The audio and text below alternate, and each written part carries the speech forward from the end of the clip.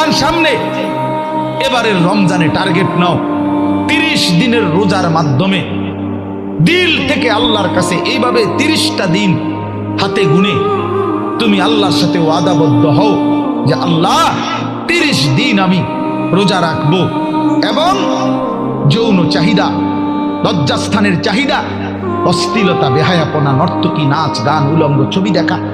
নারীকে নিয়ে চিন্তা ভাবনা, মেয়েকে নিয়ে অশ্লীল চিন্তা ভাবনা,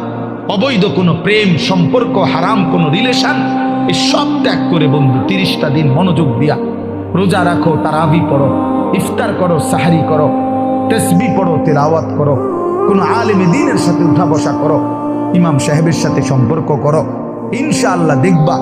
আল্লাহ চাহে তো 30 দিনের মাথায় আল্লাহ বলেন লাআল্লাকুম তাত্তাকুন, আমি আল্লাহ ওয়াদা দিলাম মোমেন তোকে মুত্তাকি বানিয়ে দেব।